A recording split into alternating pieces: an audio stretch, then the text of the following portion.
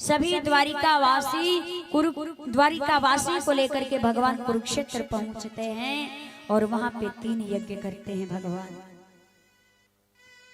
जब 3 यज्ञ किए तो बाबा नंद, माँ यशोदा, राधा, गोपी आदि से भगवान मिलते हैं और मिलने के बाद भगवान का सब दर्शन करके सब अपने अपने नगर को लौट गए।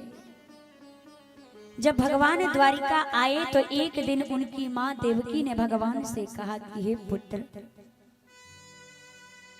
मैंने सुना है कि हे कृष्ण तुम ब्रह्म हो, तुमने गुरु दक्षिणा में गुरु जी के मरे हुए पुत्र को वापस ला करके दे दिया था, इसलिए हे पुत्र मैं तो तुम्हारी माँ हूँ और माँ होने के नाते मैं तुमसे कह रही हूँ कि तुम्हारे मामा कंस ने तुम्हारे 6 भाइयों को मार दिया है। एक बार उन्हें भी ला करके तुम मेरे गोदी में ला करके दर्शन करा दो मेरे पुत्र। मैं उन मरे हुए 6 पुत्रों का दर्शन करना चाहती हूँ। भगवान ने कहा कि जो आज्ञा माँ।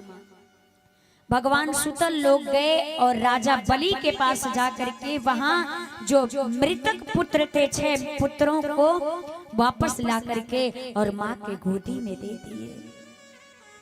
माता देवकी उन मृतक पुत्रों को पा करके आज गोदी में जीवित देख रही हैं। इतनी प्रसन्न हुई और अपने स्तन से दुग्ध पान करवाती हैं। जैसे ही दुग्ध पान किए वो बच्चे, उस बच्चों को मुक्ति मिल गई। सुखदेव जी ने कहा कि हे राजन, उन बालकों का मुक्ति हो गया।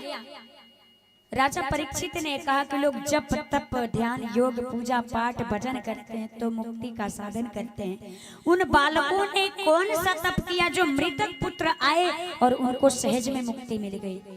सुखदेव जी ने कहा कि हे राजा, जो माता देवती अपने स्तन से दुग्ध पान करवाई थी वो भगवान कन्हैया का, कृष्ण का जूठा स्तन था, जूठा दूध था। तो भगवान जो पी लेते हैं ना, जो भोग लगा देते हैं, वो भगवान का जूठा भोग हो जाता है।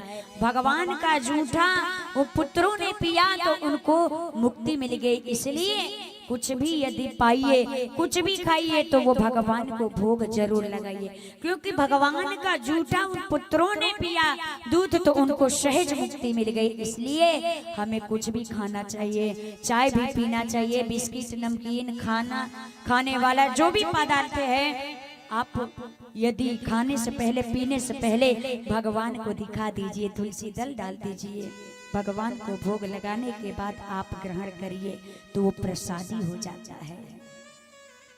इसलिए बिना भोग लगाए हुए कुछ ग्रहण नहीं करना चाहिए।